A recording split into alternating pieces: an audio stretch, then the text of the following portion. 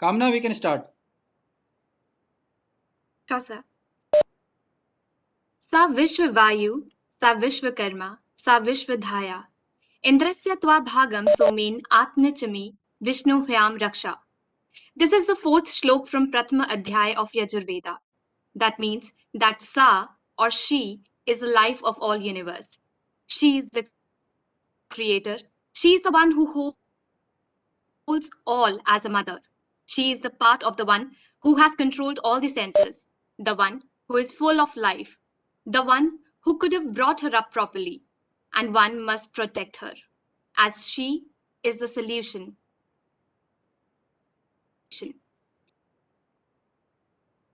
It gives in welcoming you all today as we come forward with thrilling entrepreneurial that not only inspire but also empowerment and overall development of the society. AIC JNU FI, in collaboration with IIC JNU, warmly welcomes you to today's exciting panel discussion on upping women entrepreneurship. Who are renowned women entrepreneurs and staunch advocates of women entrepreneurship. We look forward to hear about their entrepreneurial experiences and how closing the gender gap in entrepreneurship and fueling the growth of women-owned enterprises can redefine the future. However, before I begin, I would request the attendees to keep themselves muted during the session. Post discussion, there will be a question and answer session for all the queries to be answered. Attendees may post in the relevant questions in the chat box, and we'll sure take them up at the end of the discussion. As we move forward, I would request Mr. Kavindra Talyan, CEO, Atal Incubation Center, Niti Aayog JNU FI, to welcome the August gathering and grace the occasion with his kind words. Over to you, sir.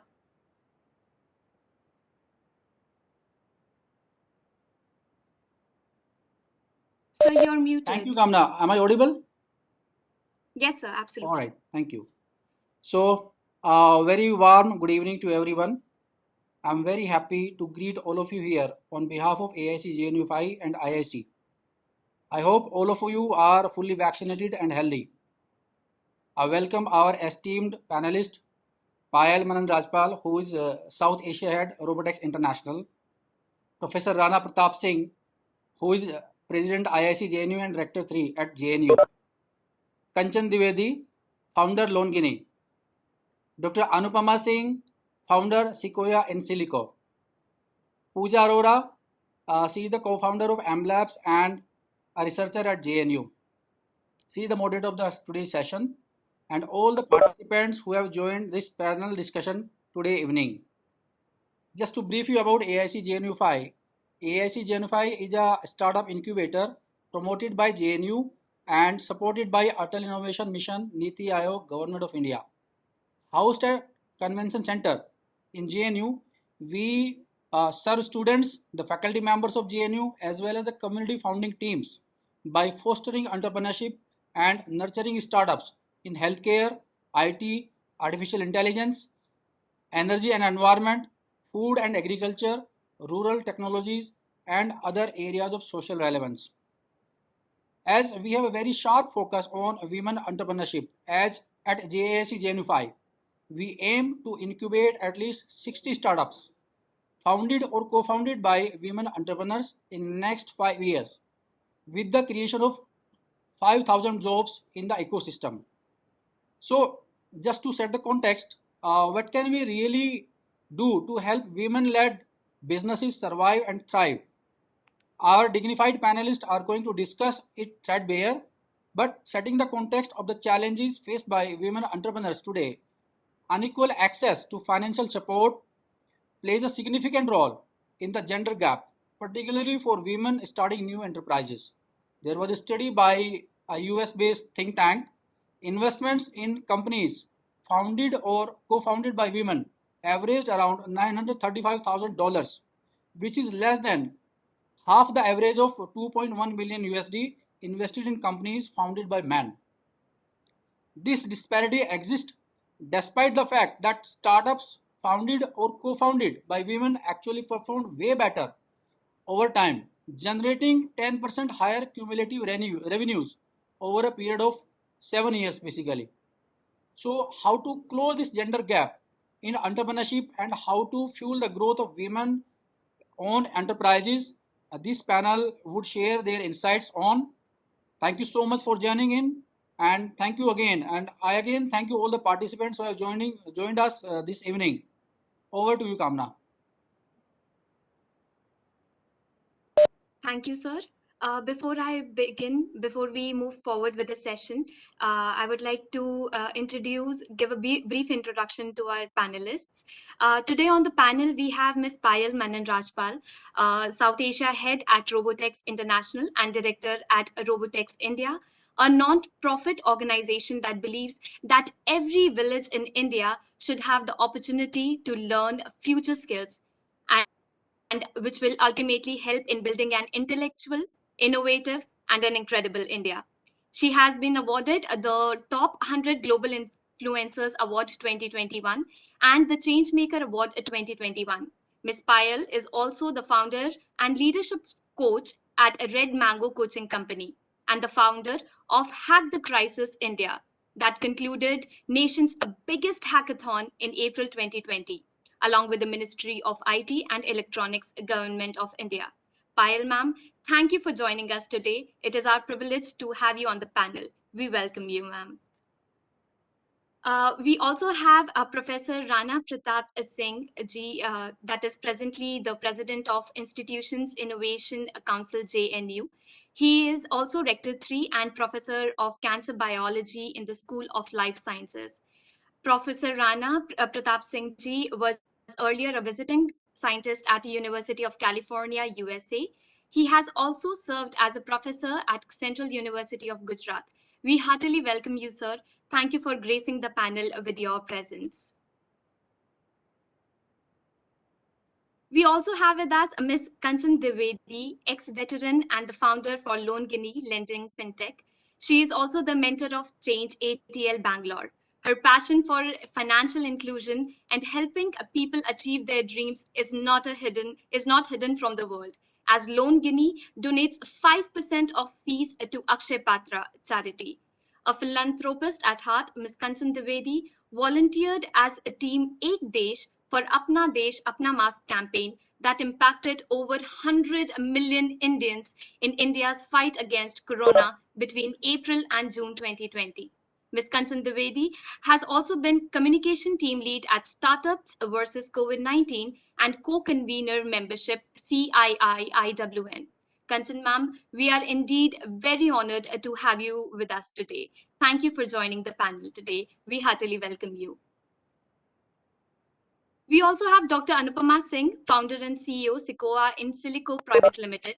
She is also a consultant mentor on innovation with JP Institute Noida and an IEC member at Amity, Jaipur.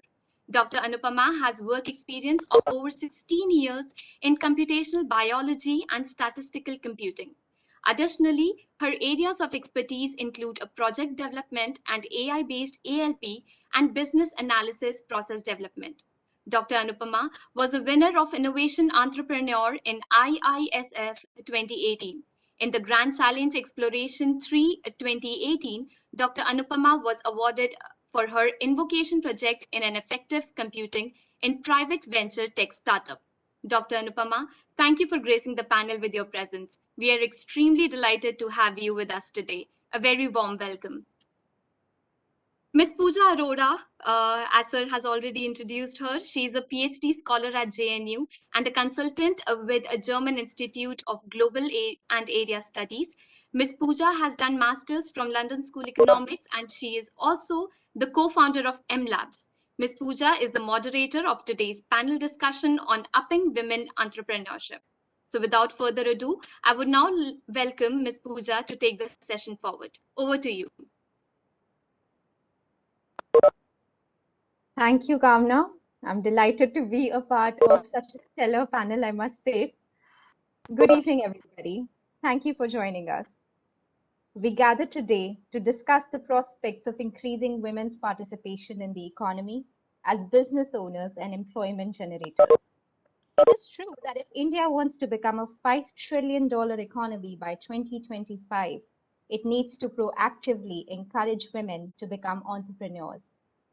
To highlight the importance of today's discussion and to enlist the agendas for the future, it is important to keep certain essential facts in mind. As of March 2021, of the 33 unicorns of India, which have 83 co-founders, only 3 were women. That is less than 4%. The ratio of female founders to funded startups has been declining since 2014, standing at 9% in 2021, which is abysmal.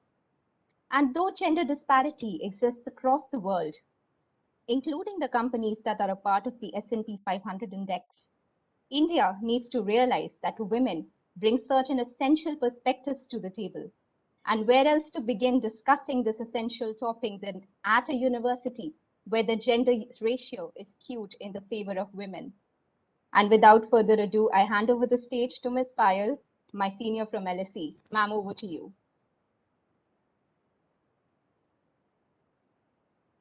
Thank you, Pooja, for the wonderful introduction, and good evening, everyone.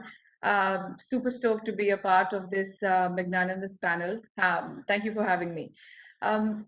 So yes, while you gave a fantastic line about the current ratios of women-led startups, not only is this initiative and topic very close to my heart, I also feel that while we all are at a women entrepreneurship taking over by storm era, 13.5 to 15.7 million women-owned enterprises make up to 20% of all the enterprises in our country, which is, of course, a rise from 14% to the current 20% over the last decade. Despite the growth, there are several constraints that restrict women entrepreneurs from reaching their full potential. Over above, robotics, I'm also a part of the FICCI flow, and I look at the vertical called skilling and youth. And, while we explore the amazing potential that women have, when we talk about accessibility, affordability, two of these factors still remain a concern, which, a lot of forums and women-led initiatives put up together are trying to sort of battle that struggle. And a recent survey that I read said that, entrepreneurship at its full potential can add 150 to 170 million new jobs and exponentially contribute to India's economic growth. While we say this, on one hand, I feel that out of the 136 unicorn startup founders,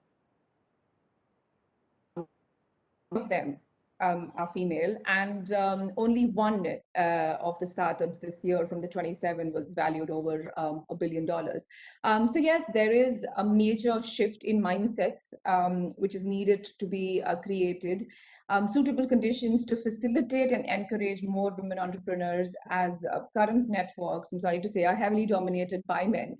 And it therefore becomes growingly challenging, for women. There's also a need to create a greater accessibility to financial services as well, and nurture supporting entrepreneurial conditions for women.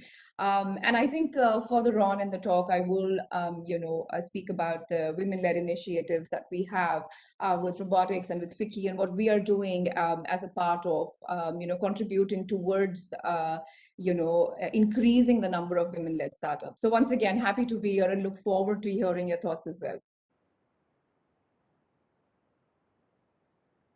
Thank you, ma'am. I'm particularly intrigued by you saying that the current networks are dominated by men. I think we'll come back to that in due course of the discussion. I hand over the stage to Professor Rana now for his introductory remarks. Thank you, Pooja. Good evening to all distinguished panelists. Just heard about some of the hurdles or the issues related to why we are not seeing the growth or the desired number from among women entrepreneurs. In the beginning, the one remark told related to the finance.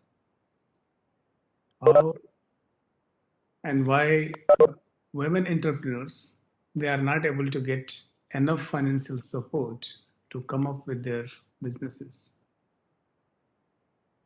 That was one issue, I think, which is there for everyone to think about how it can be improved. However, what I think with respect to this finance, even government has started several programs, how one can get the financial help from the government system. Most of us might not be aware of that, but I think through these webinars or through the interactions, those new entrepreneurs or those who are interested in having new startups, they should be also made aware of those programs. But I heard that there are some programs related to women entrepreneurship platform, and there also Niti Aayog is handling this, and the supports are available through this program. The another program what I found was Bharatiya Mahila Bank, and again this is a platform where one can get support even up to 1 crore, and this is especially for the women without any collaterals being paid. So this is another source. The third one I noticed is that Dena Shakti scheme. This is another one, and Mudra Yojana scheme, and the other one is Sri Shakti loan for women entrepreneurs. So these are some of the initiatives taken up by the government, how government can facilitate, at least from this angle, where the financial constraints are there in terms of starting new businesses or new startups, as we know that most of them are going to have the risks, and the normal banking loans, sometimes they always ask for the collaterals or some guarantee, which sometimes we don't have.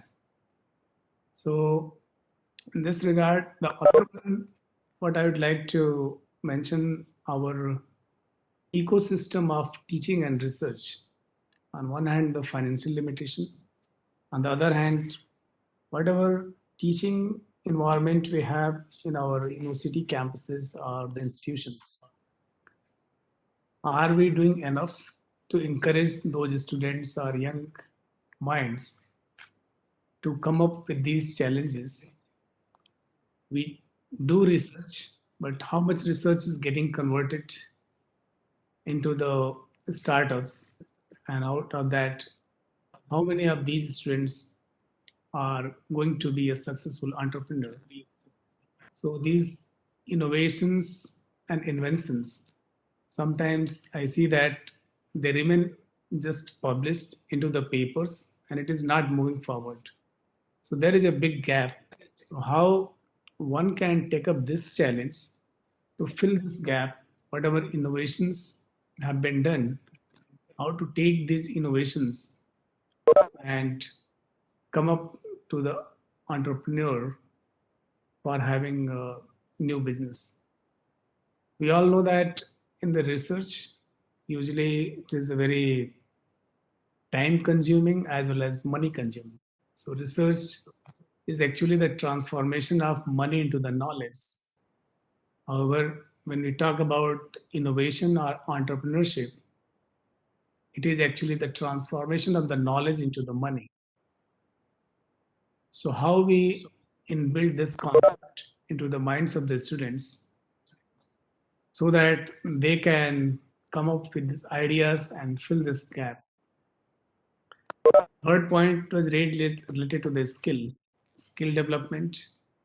That is also an area of concern. If there are gaps, however, what I see in biological sciences, especially as you said that roughly our population, 50% consists of women, and in terms of entrepreneurs, their number is very less. It is not as expected. However, it may be improving with the time, but we need to accelerate it. But however, I see when the biological sciences schools in the university, I found that number of women candidates are more than the male candidates. Maybe 70 to 80%. If I see life sciences, the students are from this background. They are women, and most of them, they have very high potential and capability to become an entrepreneur. And again, those limitations, what we are going to discuss are going to brainstorm. If they come before them while teaching, it's not that teaching is on one hand and training or skill development, it should be separated and they should do some other course. So what I was thinking that when we should bring all these skill development training into our course curriculum so that they should be well prepared while doing their research or the courses. It could be another way to make them ready once they complete their courses. So these are my brief thoughts related to this. Thank you. Over to you, Pooja. Thank you, Professor Rana, for contextualizing the discussion so beautifully. And thank you for listing certain initiatives that have been started by Niti Aayog and the Government of India for supporting women entrepreneurs. I think through the course of this discussion, we should also focus on the grant-based, loan-based nature of such initiatives and how the fact that women are considered less creditworthy than men hampers their access to such finance. Thank you, sir. Now over to Ms. Kanchan. Thank you, Pooja. It's a delight to be here today, among such esteemed panelists such as Professor Singh. We have Payal, Dr. Singh, Dr. Anupama Singh, Pooja, you're there, and I'm so thankful to AIC JNU for inviting me over to speak about a topic which I think is very pertinent to talk about. Of course, it is close to my heart, being a entrepreneur, being a woman myself. So very thankful. So in the next few minutes, what I would like to share with you is things about a bit about me, my background, a bit about my company, and also some takeaways for men and women in this audience, as well as women entrepreneurs as well. So so just to give you a background about myself, I have now close to 16 years of work experience, having worked across India as well as Hong Kong, and picked up a number of skills, including sales, business development, project management, etc. Working across a number of companies, and before I started Loan Genie, and I'm a flight lieutenant and also a Stanford alumna, and an MBA in finance as well. But that was not why I started Loan Genie. I started Loan Genie because I had a tough experience trying to take a loan in India, and discovering that it's a laborious process. It requires a lot of documentation, and I decided to work on the problem and see how can I alleviate this problem for the millions of Indians who are facing similar situation. And this is how my journey started. And I started in Karnataka, and I'm very happy to say that I made a great choice by being in Karnataka. It's it is the top-notch startup ecosystem in India today. Of course, I think a lot of that has to do with the Startup India Standard India program, which was started by actually our Prime Minister Modi ji in 2016. And I was in Hong Kong, by the way, at that point in time. And had he not talked about it, I would not have known, because here is the Prime Minister of India talking about entrepreneurship. And which is why it received a lot of press, because normally I wouldn't pay attention to India news sitting in Hong Kong, because you're surrounded with a lot of Hong Kong news. But this particular piece of news caught my attention because our Prime Minister was talking about it. And then suddenly what I have discovered over from 2016 onwards, that entrepreneurship has taken on it is something that people aspire to be. And today we have thousands of Indians wanting to be entrepreneurs. It's not a stigma anymore. as just a call by our Prime Minister has turned into a big movement, and which has received now, a huge with the 100-odd unicorns. I think somebody mentioned. And the number is only growing. All the development which is happening in India. It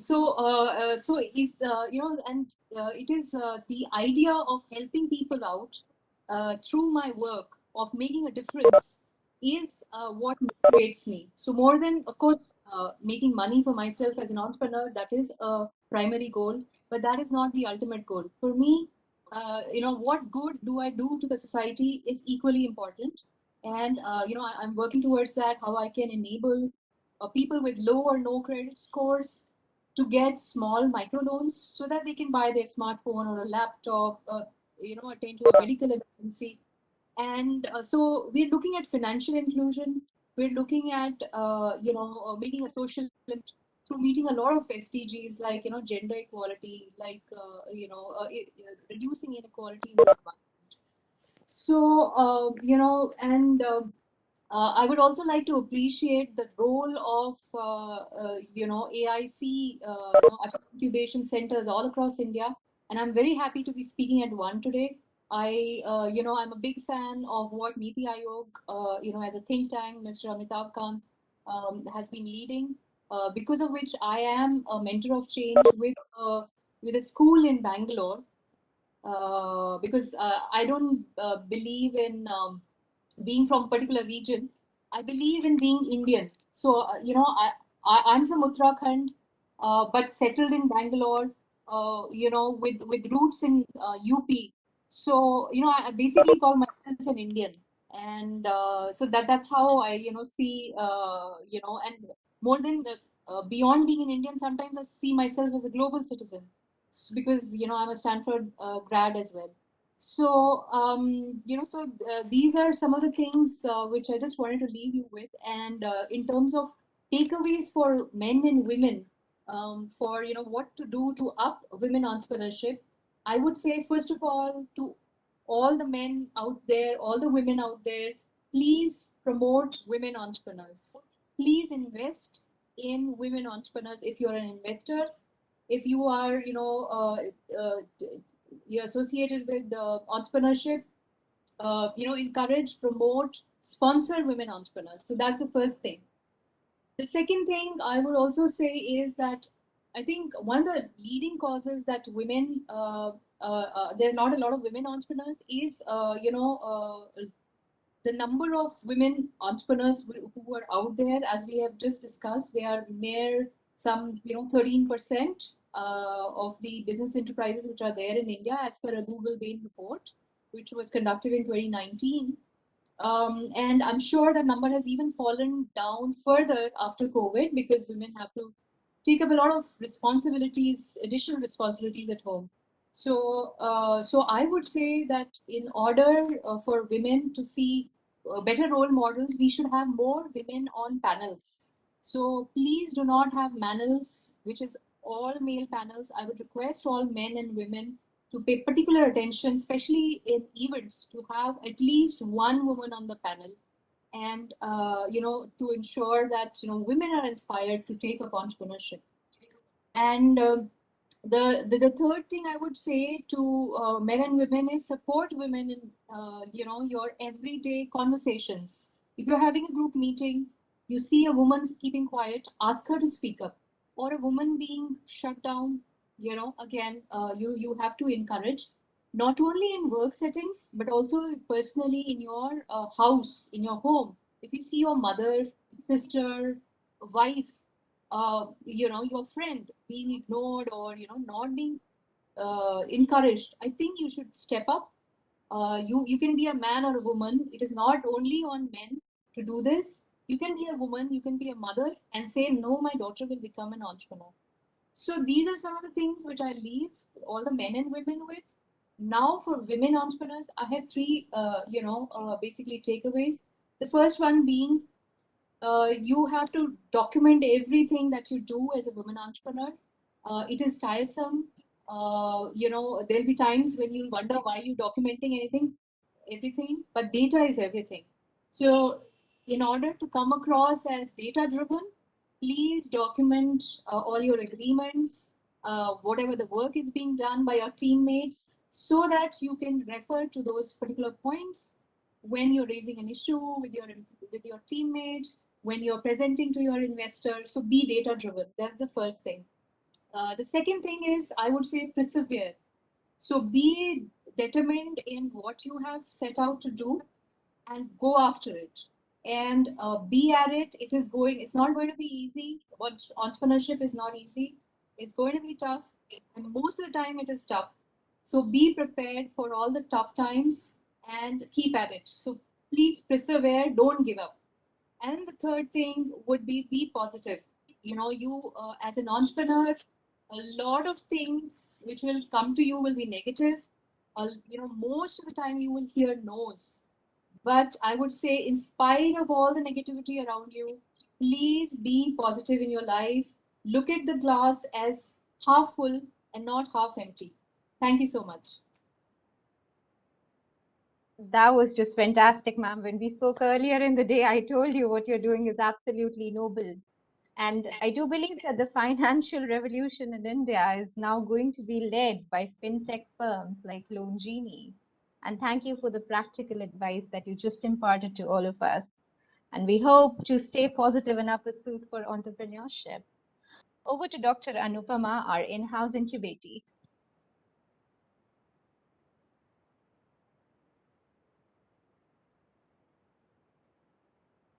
Doctor, you have to unmute yourself. Very good evening. It would have been nice if I would have got this opportunity to listen only, but I think I have to speak something. And my experience as a entrepreneur or advanced technology has been quite gender independent, actually. So I had to contest and I had to compete with all the men who were there wherever I went for funding or I went for pitching.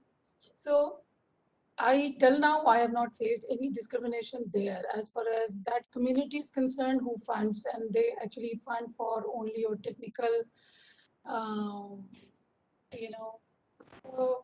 leads.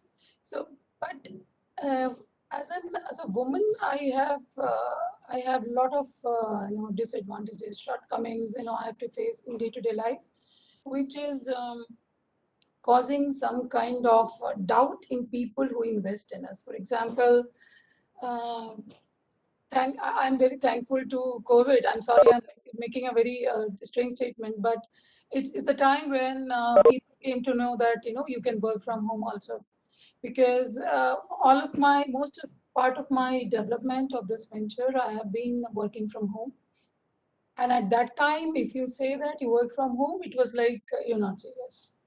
So, taking care of your family responsibilities, earning for yourself, and making a venture was a lot of task. So that way we are in a state where we cannot be appreciated or compensated even for that. But otherwise, I find that even in a tech startup where there is a strong competition and where the environment is like VUCA, it's like more of a volatile, uncertain, complex, and ambiguous, what we say. In this environment, the competition is really very high, and we have equal opportunity here as of now, at present. But the situation is how many women reach to that state.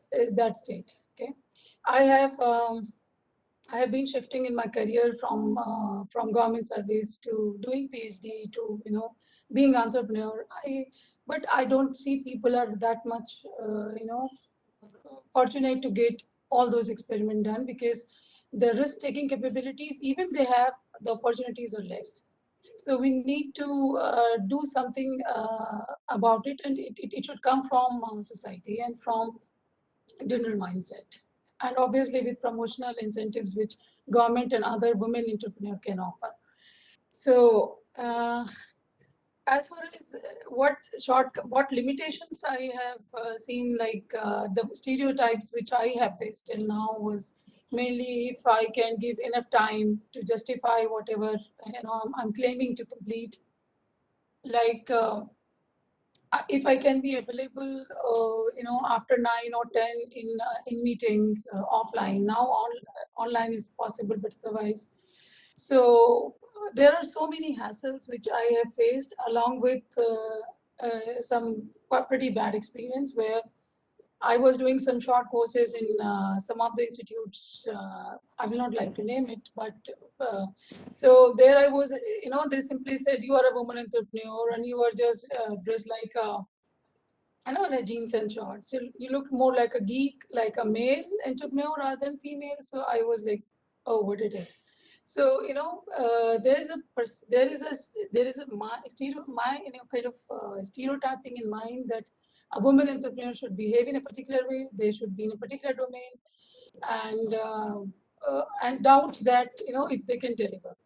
So those things, they are daily in and out we face, and we have to just have a kind of attitude of wait and watch and deliver. That's it we can do. And I'm really amazed to know and very excited to know that all those financial incentives which are being extended on priority basis to women. And I will definitely take note of the suggestions which I got it for including more women in panel. I was actually looking for, because till now I'm there as a main founder, and I've been trying to have co-founders. Sometimes I grab my mother-in-law and she's not willing to go any further. So I am looking for a women, actually all women team. And so it's there. So I hope I'll get someone very soon. So as a stable partner who's willing to go along, with me. And I'm really blessed with to have a very good technical team at my end. I am fortunate to have good teachers, and though we have a lot of limitation being first generation of incubates there at JNU, but I think they have been very, very supportive. So to be very honest, I'm more concerned about, I know, being in advanced technology, we have to be more concerned about this changing scenarios. Being in IT, what they call IT is basically a dog's life. It is a very compressed and very highly active. And 10 to 15 years, you have to do everything, grow, and either you become disruptive platform or you just make an exit. So we have identified our strengths and weaknesses, working on it, and till now I have been able to sail through both the COVID phase, and I'm ready to good to go. So that's it from my end, and thank you very much. Thank you for inspiring and being here. Thank you, Dr. Anupama, for sharing your experience, and we really hope you find a co-founder soon enough. I mean, anybody listening out there, Dr. Anupama is looking for a co-founder. She's a fantastic entrepreneur. You've heard her, and geeks are cool. Anyone who calls you a geek derogatorily, that person is an idiot. So you know that. Now, the way we're going to organize this discussion is as follows. I have 4 questions for each panelist. 2 from the general agenda, and 2 are specifically directed towards you.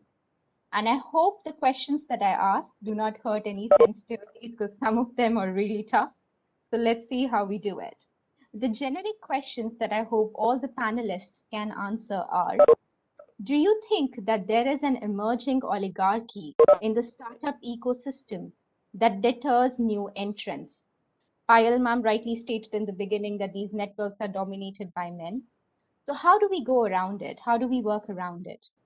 The second general agenda is about the challenges that women face from incubation to becoming a unicorn, especially when the said woman has absolutely no contacts, no prior contacts in the ecosystem, but just an idea that could change the world, just as Kanchan ma'am's idea or Dr. Anupama's idea.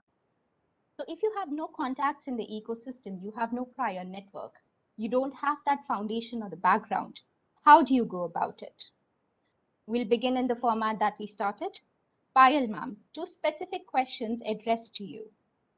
How can a network or ecosystem be created in the private sector?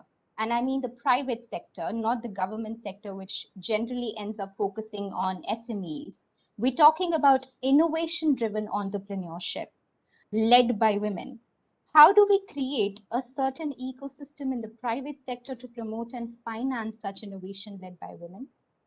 And of course, as I stated earlier, that public sector schemes are generally focused on SMEs. So how does one ensure gender parity at the level of unicorns where you're disrupting the ecosystem, disrupting and innovating all the time? And why is it, according to you, that we can count the women-led unicorns on our fingertips? Why does that gender disparity exist at the top level? That exists also when you look at women CEOs and women MDs, even in the traditional, conventionally established companies. So why do you think that is? What is this glass ceiling that we are not able to break, even when we have such strong narratives about women empowerment? Over to you, Payal ma'am, the generic and the specific agenda. Thank you, Pooja. Please call me Payal by all due respect. You know, as when I started my coaching journey, one of the first things that I was told is that, you know, let us talk about what, when, how versus why. So I'm not going to sort of, you know, harp about why do we have these underlying problems, but I'm going to talk about what are we actually doing, and we've seen some kind of success in the journey that we sort of begin. So while we talk about, you know, female founders continue to face endemic barriers in accessing capital to start and grow their business, to reach a unicorn state. Here's what you know, we've been doing when we talk about the efforts of women development, inclusion, and just their you know, their pure intention don't necessarily translate because of the implicit bias we have grown up with, and we all know that. So that is one you know, a pointer which even Kanchan highlighted on, that we must talk about a shift in the mindset of the people. That is the first fundamental you know, sort of imperative growth we need to start thinking about. Also, when you know, Anupama said about the entire patriarch you know, submissive comment that sort of she was given, it instantaneously reminded me of my time in you know, the UK, and I relocated from the UK to India in 2010. And while I was there, everyone had applied for an internal job promotion. Firstly, I was you know, a victim of my parents' unachieved dreams to be doing my BTech IT. I thank them now. But then that's when further on I went on to do what I wanted to do in LSE. When I joined the telecommunications sector and there were job postings, the first thing that you know, they looked at is A, she's Asian, B, she is you know, she's an Indian, and C, she's a woman. You know, that was because I was in a room full of 11 men, and lastly, I was the youngest. So I think when we have a shift in that mindset to begin with, that's, you know, 25% of the victory achieved right there, because then you get past the gatekeeper, as we call it in, you know, the sales jargon. However, now when we talk about you know, the incubation bit, I'll come to it towards the end. But here's what we've been doing perpetuously. When we talk about education across various levels, is the best form of empowerment that can be extended to women to positively impact the state of their being, their status, their position in the society, and build a solid foundation, not only for their holistic growth and development, but for, you know, entrepreneurship led mindset as well. And what we've been doing at Robotics India is we have a flagship program called Girls Who Build Robots. Our initiatives begin as early as grade 4. The reason why we started this initiative, one is Robotics for Rural, which, you know, looks at rural entrepreneurship. Second is Girls Who Build Robot, is because when we look at 10 to 20% of the 5 million jobs of 2022 are likely to be in the emerging areas of data analytics, AI research, among others. by a recent EY survey. And then we are looking at only 26% women are in technical job roles among Indian corporates today. And when we jump right back in to the startup industry, when we're all talking about digitization, we're talking about, how Anupama said that COVID worked as a great factor to be working from home. Likewise for us, we reached 24,000 children in the pandemic, teaching, these are children whose parents they earn under 10,000 rupees a month. However, they don't have laptops, they don't have electricity, they do not have a tab. Their parents, they come from a single device home. They're available only after 6 o'clock at home. This is when we had to run our classes. But what we saw is that 45% of the capstone projects which came out, and we're talking about a fifth grader, sixth grader, tiny little kids, 45% of them were girls. We're talking about wonderful capstone projects made from, robotics to, troubleshoot the seed sowing challenge her father is facing being a farmer in rural India. How does she, in a little chawl that this girl child lives, educate the neighbors to stay safe, to wear their mask? And she got inspired by Boston Robotics and created a talking bot. So I'm talking about, live examples that we've seen in the recent 3 years.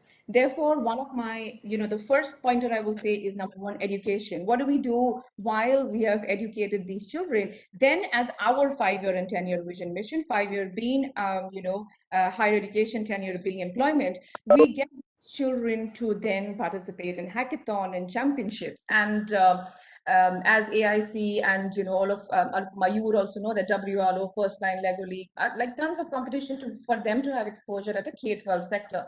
When we started giving them this exposure, we realized that in the ecosystem, the exhibitors were corporates, they were universities.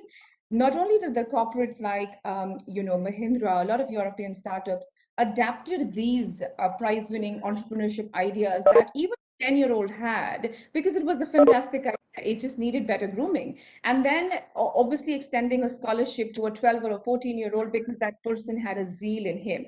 And this is what I'm talking about as a combination of rural, tribal, urban, whoever we got exposed to in, in these prize-winning hackathons or championship.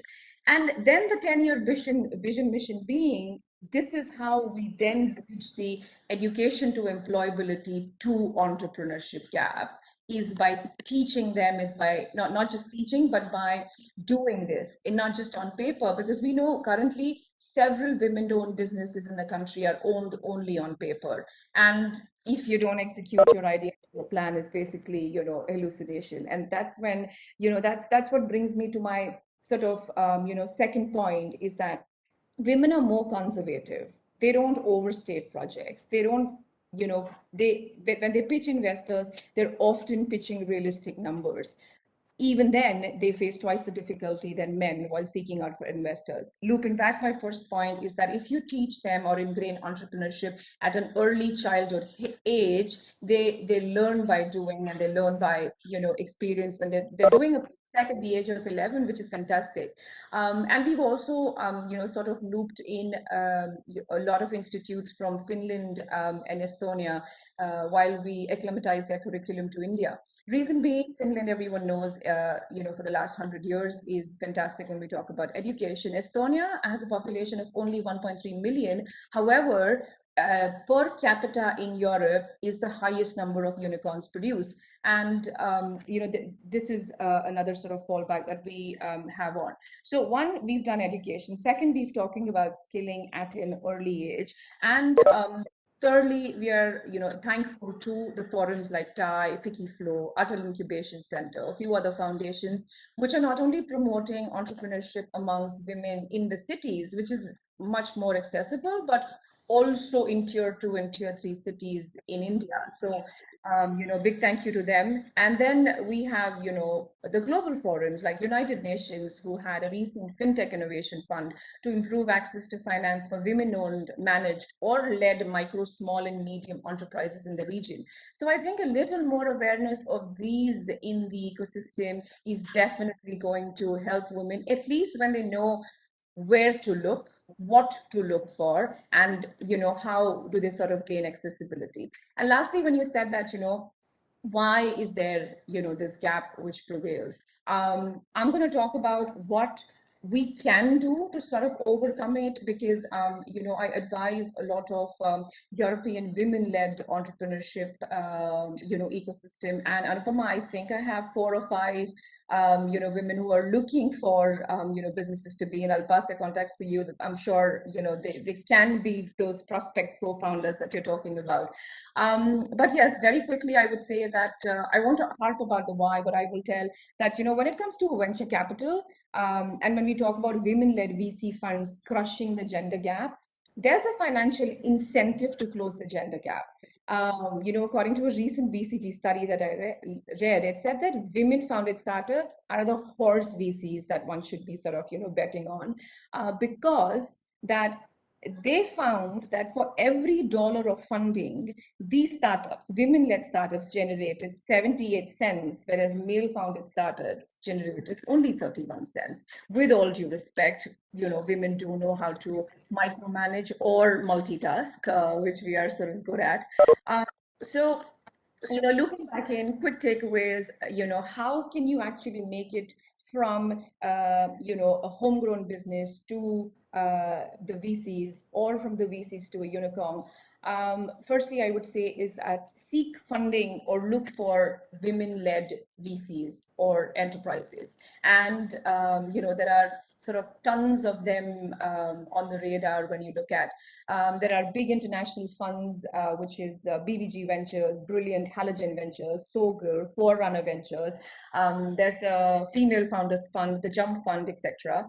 And I would also say that present your product or service from the male perspective, because it offers insights about the male-female divide in the venture capital, and understand your financials. Very, very important. I've seen 3 to 4 startups in the last 2 years, which is teaching children about how to manage their finances well, which is excellent. So once again, started at an early age, understand your financials well, and surround yourself with mentors and cohorts who can help your businesses. When we talk about 2021 and 2022, it's become even more accessible to be able to find those kind of cohorts that can help your business. And one thing that I have learned from while my years in the UK is that do not let modesty guide you. Think like a man, act like a man when you're talking about getting that job at a high level position. And with all due respect of all the male panelists here, just stating my sort of example. Very, very important. Learn how to negotiate. Don't let anyone sort of snowball or arm twist you, and ask for the money that you think you'll need. And when you are when you're saying that straight up, like a male founder would ask for, I don't think what can happen. They would either say no or sort of renegotiate it. And lastly, attract like-minded people by being yourself, and network within the industry. Extremely, extremely important. Bizarrely enough to say, Kavindra and I got in touch on LinkedIn, and we're already talking about initiatives that we can roll out together. There's a success story right here. So Pooja, sorry for that longish answer. I had to pour my heart out in what we are doing, what we can do. But you don't need to circle back to me. I think I've answered everything. Wow, I think that's fantastic and a lot to process for me as well. First of all, fantastic initiatives, ma'am. I'm so glad. And I think all of us in the audience are very happy to listen to what you're doing for children out there.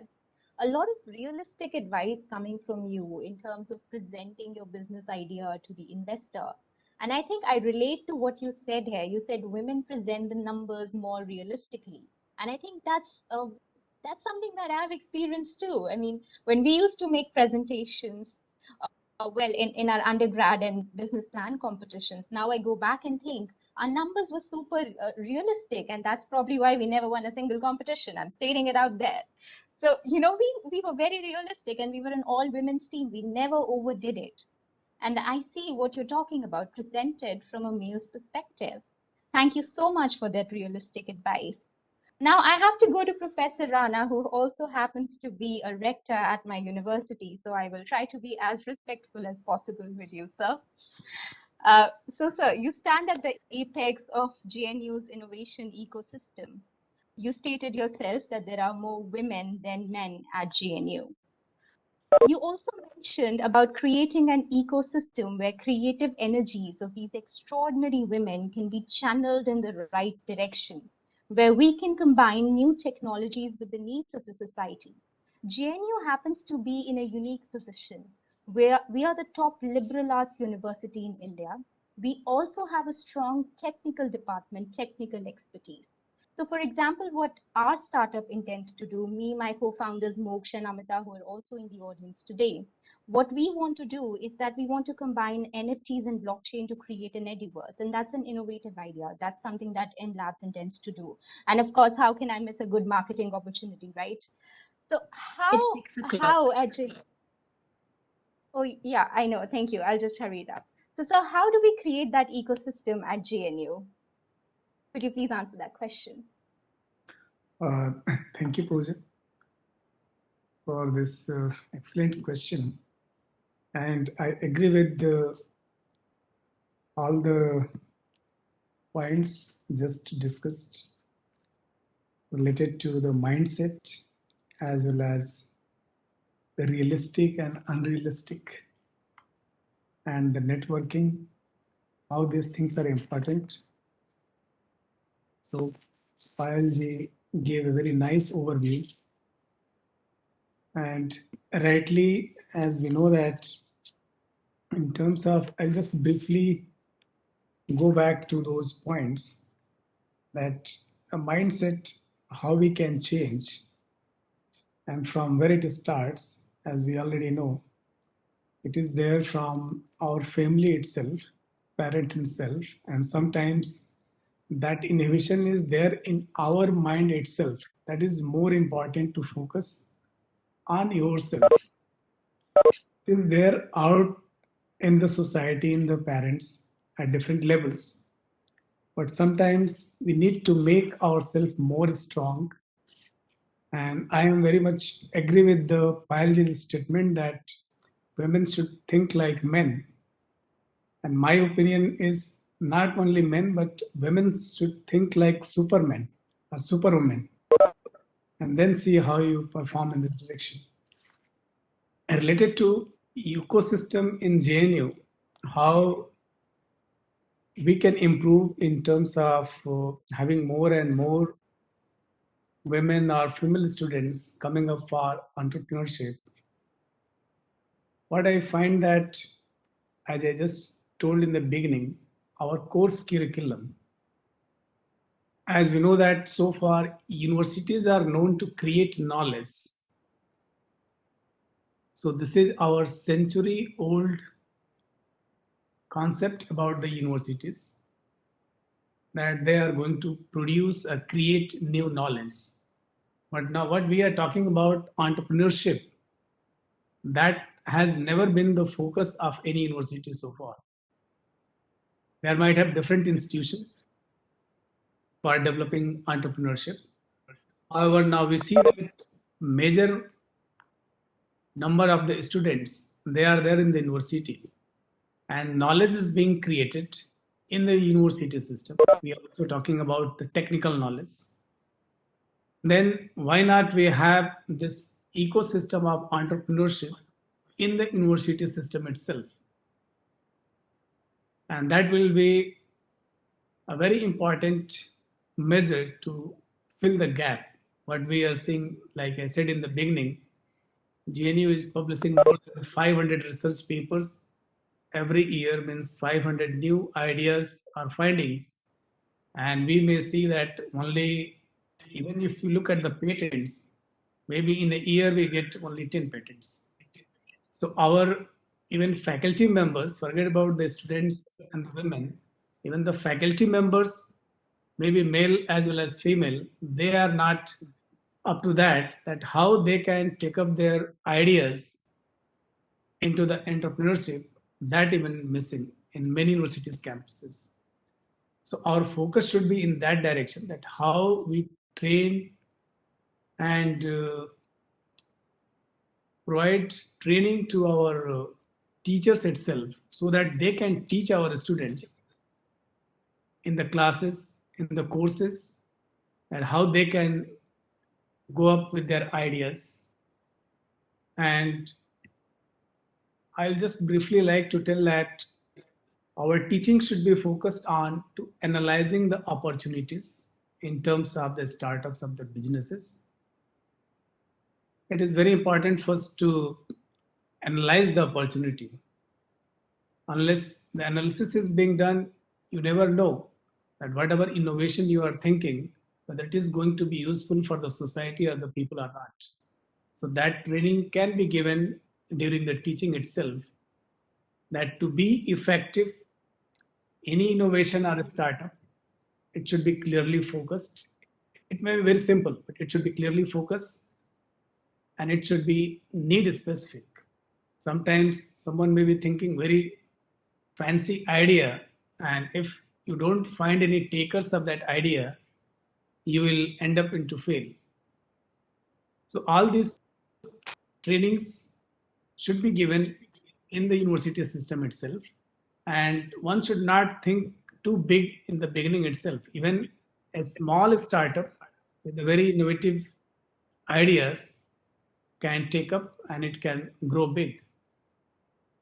So students should be also taught in that respect about the markets and how to become a leader in the market. So this is missing for both, whether it is men or women. And as I said that in the biological science, I said that number of women are more. Our overall, if you see in our university campus, the number is roughly 50%, 50% women, 50% men. So that is the composition. So I will conclude with the facts that the changes are happening. However, our focus should be how to accelerate the changes, how we can facilitate the students to think in this direction of innovation and entrepreneurship. What are the techniques? Think in different domains. For example, even small things can be taken up for entrepreneurship. Even the existing thing, if you can substitute or simplify or combine or adopt, modify, magnify, there are several ways.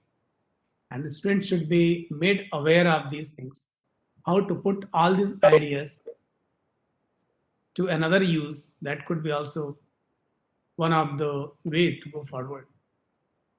Overall, what I am saying that the teaching in the university system, now it should have the integral part in terms of having the entrepreneurial teaching. And that is what we are looking forward. So thank you very much, Pooja. I hope I have answered your question. Yes, Professor, you have. Thank you so much for giving us that interesting perspective from life sciences. I hope someday at JNU we can combine the knowledge from life sciences with liberal arts to come up with successful startups. Over to you, Kanchan ma'am. I've got a question from you. By convention, women are considered risk averse and less credit worthy than men. You're a woman in the fintech sector. What are the challenges that you have encountered in terms of fundraising, in terms of going to investors? What do they think about your startup? And how do you think we can ensure timely, on-time financing to innovative initiatives like yours led by women? And I stress on-time financing here, because in business, time is money. Sure, Pooja. Thank you so much for the question. I think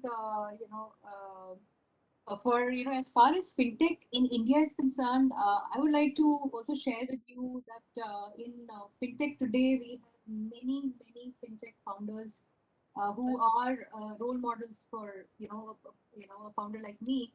Right from Upasana Taku of MobiKwik, who's planning to take her company public pretty soon.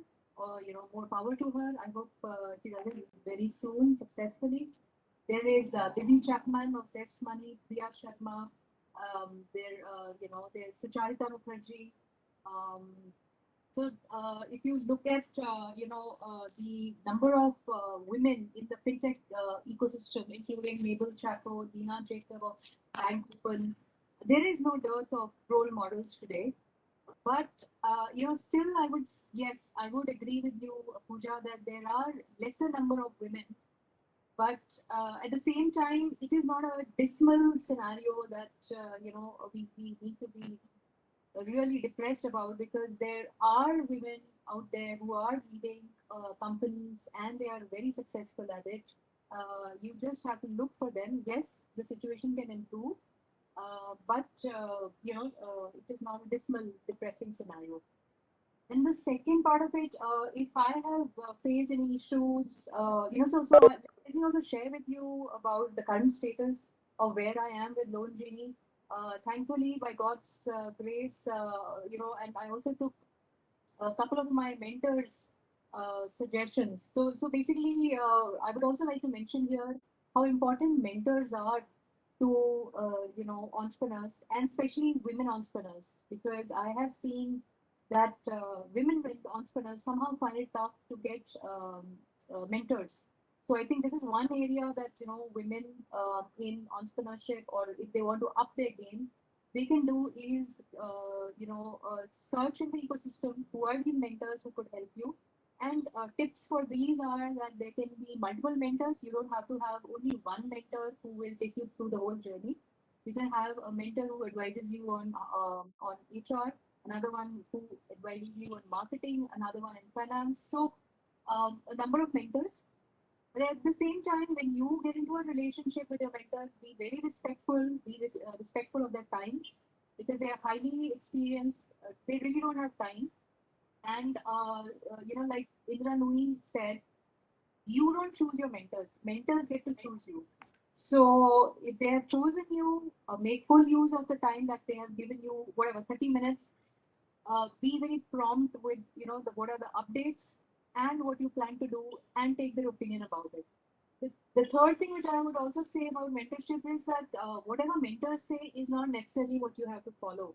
And here is the caveat behind it. It doesn't mean that you have to be a rebel. It just means that you are having an adult conversation with your mentor. So today, even to your employees, you can't be instructing your employees. You have to explain the why of it. If you go back to the Simon Sinek book, The Why, I think there's a whole book he's written on why should you explain the why of it to your teammates or the people that you're working with, to kind of motivate them. So you don't even instruct your teammates. So why expect that in a mentor relationship? So the idea is that you will explain why you are taking a divergent to what your mentor is telling. Listen to them. Try out what they say. Sometimes try out what you say, and be ready to quickly change your options. Go that way. So for me, actually, mentors have played a big role in my life. I've got two mentors, T.N. Hari, who's the Chief People Officer at Big Basket. I'm very fortunate to have him. I don't know, I must have done something really good to impress him. And then I have Mr. Raj Jaswal. He's a Silicon Valley veteran. So amazing mentors. They are guiding me not only in my startup, but also through my life. Like, for example, one of them, Mr. Raj Jaswal, suggested Vipassana course for me. And I undertook that course, a 10-day course online, and I became a much better person with more empathy towards others, and I'm very happy to say I'm a learner. I'm not the same person I was maybe 3 years back or 4 or 5 years back. And that is another quality of an entrepreneur, is that you have to be a learner. Don't ever say that I have learned enough, I know everything. You should always be open. Like today, I'm listening to all the panel members here. I'm listening to Pooja, what Kavinder sir said about AICJNU, and the great work that they're doing with, having 60 women entrepreneurs by another 5 years. So, basically, you have to be a learner. So, in terms of, be facing any issues in the fintech ecosystem, I would say no. Absolutely no discrimination. But yes, I'm looking for funding. I invite people who are looking for people with strong founder background, who are looking for people who who have basically good mentors backing them, good market opportunity, in fact a great market opportunity and a great vision and a strong impact on the environment. They should come and meet me because I'm looking for like-minded people to join me. So that was the basically my take on the fintech ecosystem. And then if you're looking at why are women not making from incubation to a unicorn, I would actually take the example of Falguni ma'am, Falguni Nair ma'am, who recently took Nykaa to an IPO. I think she's an amazing woman entrepreneur. We all look up to her. But at the same time, I would say that don't try to be another Falguni Nair. Try to be another Kanchan Dwivedi, another Payal, another Dr. Anupama, and another Pooja Arora. So be yourself, be authentic, and definitely you will find ways. So the other thing is, besides talking enthusiastically and positive, I would also say one of the key things practically women entrepreneurs can do is network. Network to find your co-founder. So by the way, I am looking for a tech co-founder myself.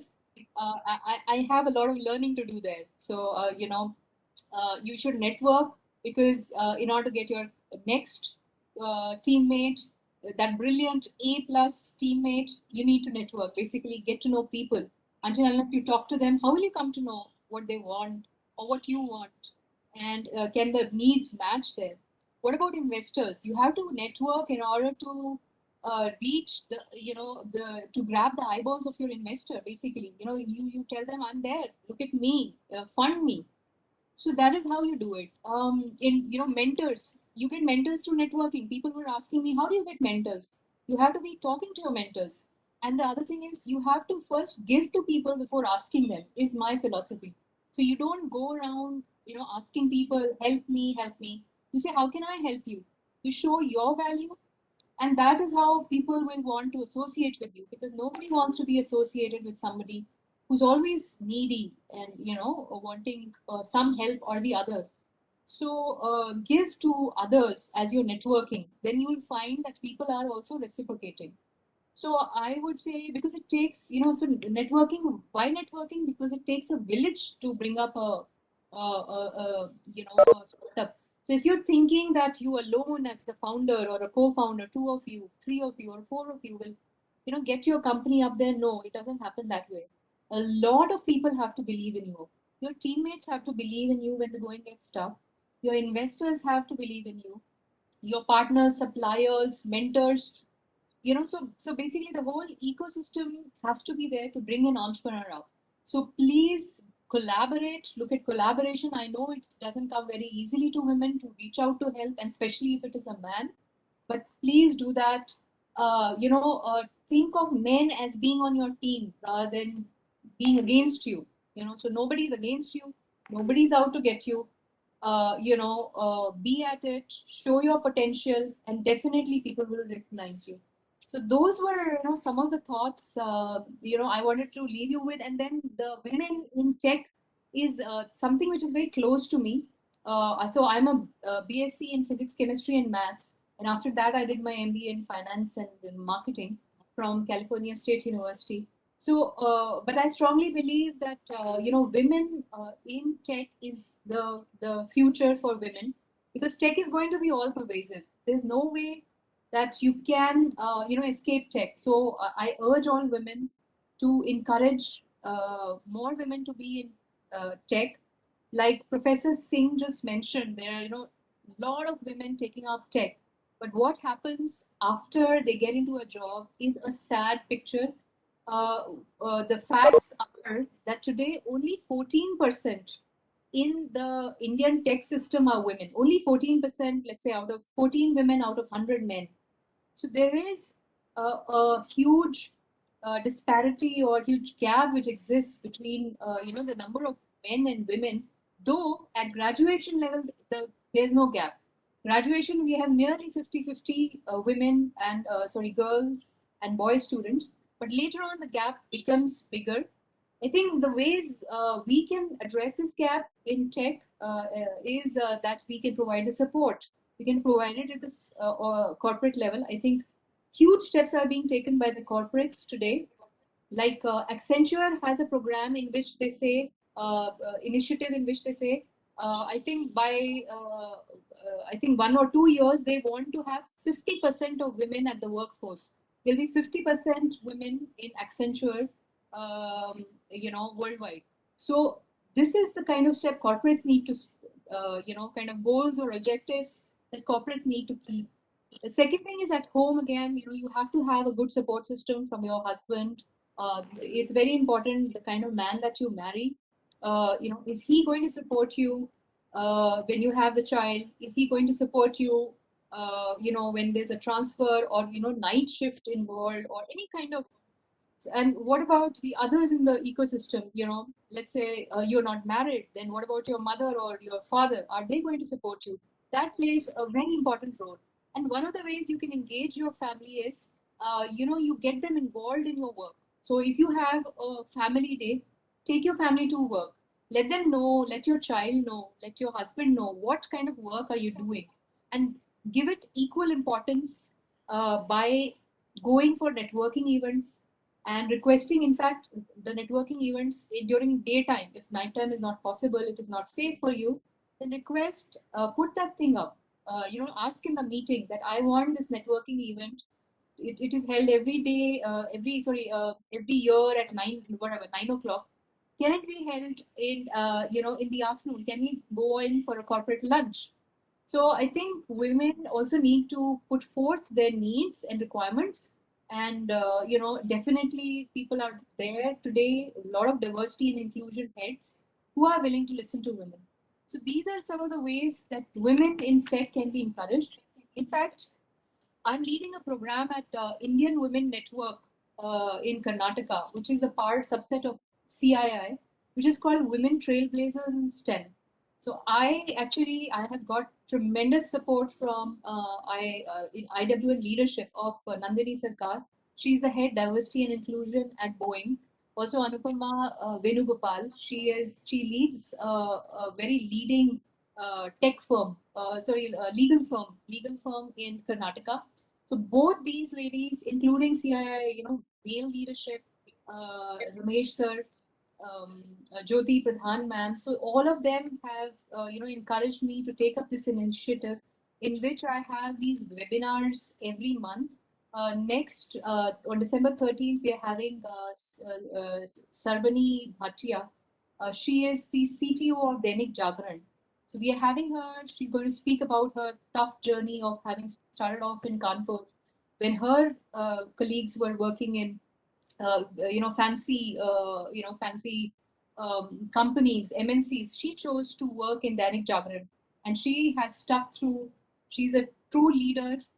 She's brought about so many changes. So this is what happens when you put a woman in charge, and which is why we are having these series to encourage girl students, to encourage people who are working in companies, women and men, to promote women basically in tech. So this is what I had to say about women in tech. Thank you, Pooja. Kanchan ma'am, that was wow.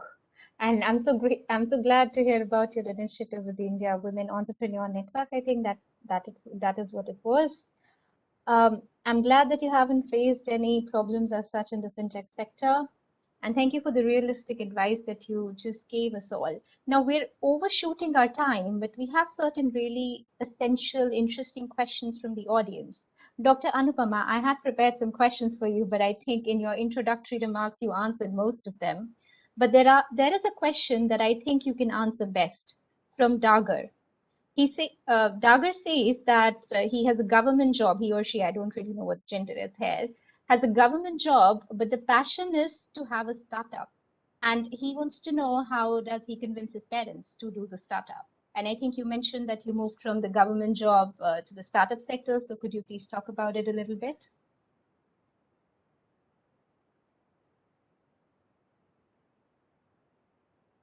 I moved to startup or to having my own business basically because I didn't find government job very engaging. So, and I was not looking for any security. I'm very insecure still, but I'm fine. So, actually, whatever, if he's really very serious about his or her passion, but at the same time, financial stability is also important, right? Because what they call you should start business with OPM, others people money. I'm not saying you just take others people money and run away, but if you exhaust yourself too much, then the chances that you will fail along and you will be bankrupt and very frustrated is high. So in that case, whatever his passion is, he should give around 1 to 1.5, 1.5 hours daily to whatever he's planning to do, whatever he's thinking, leaning towards it, just to know what he actually looking for. Sometimes we think that the passion is X, but if you get into it, you will know, okay, I wanted to do something Y. So know more and more about it. Know more and more about how is it going to be a profitable venture or a cause, a non-for-profit. Whether you read more about it. If you understand finances, it is good. Otherwise, you need to understand the basic finances things, the basic decision-making process. You need to learn a lot. You need to read a lot before you actually put things on paper. But it will take, whether you quit government job right now or whether you start right now, you have to give around 1 to 2 hours daily, and being impatient won't work. Okay, so you decide what actually you want to do, in which sector, when, how much fund it is needed, who are going to be the co-partners, how you are going to go to the market. You meet as many people as in your sector and see what is happening.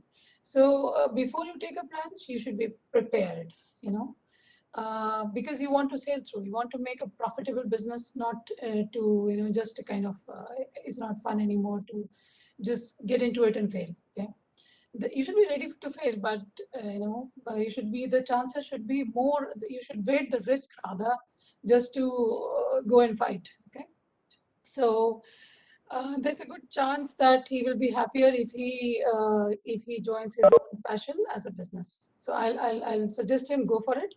Be prepared. Give some time from today. Okay, and journaling, as I think, as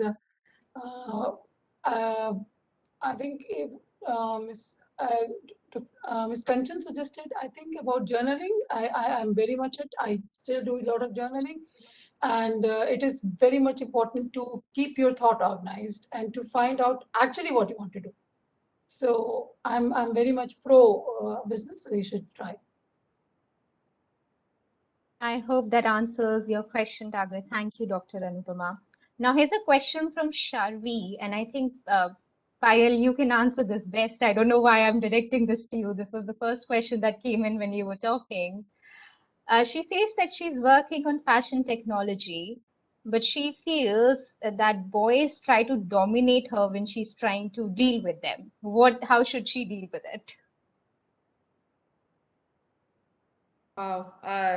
This is a formal and recorded forum, so I wouldn't give any sort of, untoward advice per se. But I mean, I totally feel I resonate with what you're saying, and this is what I did when I, started working in the telecommunications sector, predominantly business development. We were doing a switch from 2G to 3G as a technology, which was heavily dominated by all the engineers, which were 95% male. And there are times when, they did this to me when they were speaking, and it's like, always thought of you as less than the others. But then do not get, I would say to Charvis, that do not get bullied or dominated or arm twisted by what comes to you from either a male or another female. Competition is competition. Collaboration is the key to work forward. But how do you deal, with that kind of pressure that you're feeling at the moment? I would say is that, number one, ignore it. Number two, put that energy, away from toxicness and invest that good energy into creating your product, because nothing speaks louder than what your product will. And again, I'm saying there is no comparison to what the others are doing, but when you take your mind off what the others are doing to pull you down, and you sort of digress from that path and get into your own self-development and product development in ways to combine what Kanchan said and what Anupama said in terms of developing yourself and the product. I think that's the key to sort of be forward. The reason why I received my first, sort of promotion being youngest or being brown, Asian, is because my work spoke leaps and bounds about what I did. And that's what you should do, Chavi. All the best to you. Do reach out to any of us that you see on the panel or on LinkedIn, and we could give you that unsolicited advice as well on chat. Right. Thank you, Payal. I think I'm going to ask for that advice too on LinkedIn. And now, guys, this is not a forum to talk about startups. We are basically talking about promoting women entrepreneurship here. So I see a lot of the questions are focused on what factors need to be kept into mind when evaluating an idea for startup or a group of students who want to venture into fintech. There would be other forums for that, but I'm sorry, I don't think we would be able to take up these questions right now. Well, thank you so much. And I think this is from all from us from the panel. Back to you, Kanchan. Sorry, Kanchan, Kamna. Back to you, Kamna. Yeah, and can I just also, request, 30 seconds? Pooja, I just wanted to share, this is so wonderful that AIC JNU has organized this panel for upping women entrepreneurship that I can't help but volunteer to be a mentor to one woman entrepreneur, which AIC JNU shares with me, and one male entrepreneur, basically because I'm all for promoting man and woman. So would be very happy to coordinate with AIC JNU, and if they feel that I can mentor somebody, because I am mentoring IIT Bombay students as well in entrepreneurship, and this is what they have sent me, by the way. Basically this book they have sent, which says to mentor is to touch a life forever, and it's got my profile also in it. So yeah, so happy to help any of the entrepreneurs. I'll be in touch, Kavindra sir, and happy to help any of the entrepreneurs. Thank you. Thank you, Kanchan ma'am. Thank you so much, and I can guarantee you'd make a great mentor. We also hope that Payal ma'am will consider mentoring us too. Thank you so much, and back to you, Kamna. Yes, Pooja, more than happy to. Yes, thank you, ma'am. Thank you, Pooja. That was an incredibly learning session. We have a lot of key takeaways from today's session. I would now request Dr. Hemant to present the vote of thanks. Sir, over to you. Thank you very much, Kamna. I was so overwhelmed listening to all the women's over to this panel, and it was very amazing, a real scenario which actually brought up so many things in my mind. Actually, there are a lot of suggestions which has come through, so I'll just conclude from my thank note. There was a perception when we talk about women entrepreneurship. There is always a perception that what Dr. Anupama was talking about was working from home. Now, thanks to COVID, and that's exactly what she said, that that the COVID protocol, COVID things has broken the shackles of being working from home, and everybody is working at home, male or female, irrespective of that. Now, the point is, earlier, women entrepreneurship was restricted to only women-oriented kind of entrepreneur skills, like fashion industry, cooking, bakery, and all those sorts of things. But what I am witnessing over here is the tech entrepreneur, women entrepreneurs. Kanchan is in fintech, Payal is in robotics, Dr. Anupama is in IT, mental health, using AI. This is a new beginning of women entrepreneurship and new culture where it has been really starting in the entrepreneurial space. So AIC JNU is committed and definitely looking forward to promote women entrepreneurship in terms of technology and in terms of various other fields where women can contribute. As Swami Vivekananda used to say, that women has suffered a lot over the time, and that has given them the patience and perseverance so that they are the real person who can get success in real less time. Because the kind of patience and perseverance they pursue, I don't think any other type of any other entrepreneur can go through that, because that's resilience, that's courage hold by the women is definitely make them a real success. If I look through Indira Nui leading the PepsiCo, and then Sheryl Sandberg looking at the Facebook, and other entrepreneur women who have been real, motivators and examples, setting up new foods and new scales of success in the entrepreneurial space. So AIC JNU5 will definitely and would look forward that this entrepreneurial space would get revolutionized, so that we can look into different arenas of success in different arenas of subjects where we've been working through.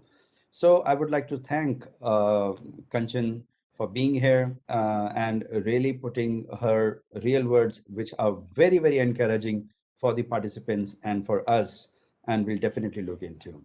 And thanks, Payal, for being with us. Your knowledge and your real examples and the space you've been working with is definitely very challenging. And we wish you all success, and definitely you'll be looking through.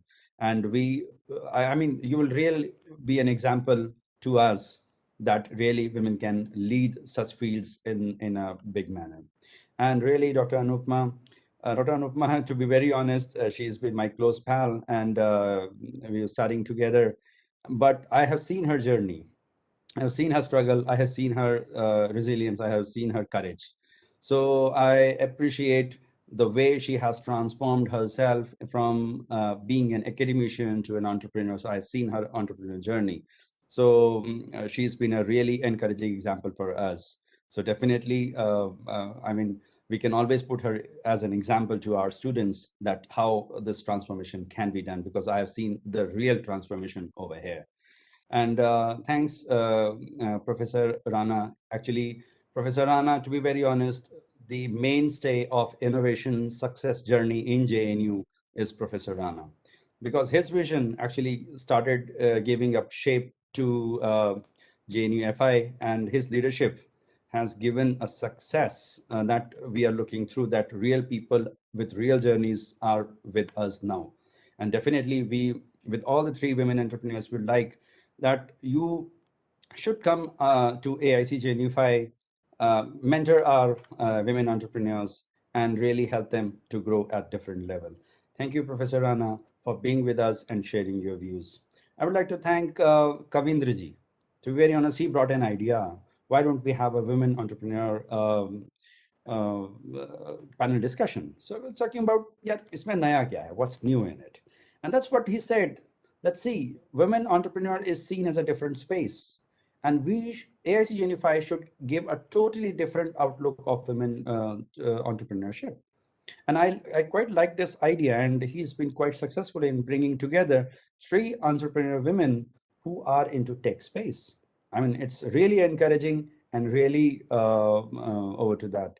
And thanks for the team. Kavindraji has brought so good team, Kamna, Abhimanyu, and all those people who have been helping in the background. And really, Pooja, no words for you. You have been so fabulous, so great. We have been looking through that your success. I'm witnessing your success, and I will definitely know that you'll get success in a huge manner. And we are looking that you'll be a real big star for AIC JNU5. So AIC JNU5 is always with you all, and we want you all in AIC JNU5. Thank you very much. Thanks, Rami. Over to you, Kavindraji. So, thank you so much, all the panelists. You took time out for us, and thank you so much. We would be connecting to you again, and for definitely would like to invite you again for future events. Thank you so much. And thank you, Kanchan. Thank you, Parul. Thank you, Dr. Anupama. Thank you, Pooja. And above all, thank you, Professor Rana, sir. Thank you so much for your insights and for your whole support. Thank you. Thank you so much. Thank you, Kavin sir. Thank you, Rana sir. Thank you. Thanks, AIC JNU team. Thank you. Yeah, we can call it a wrap now. Thank you. Thank you, everyone, for having us. It was lovely seeing Thank you you all. so much, Payalji. Incredible. Thank you. Yes, do it.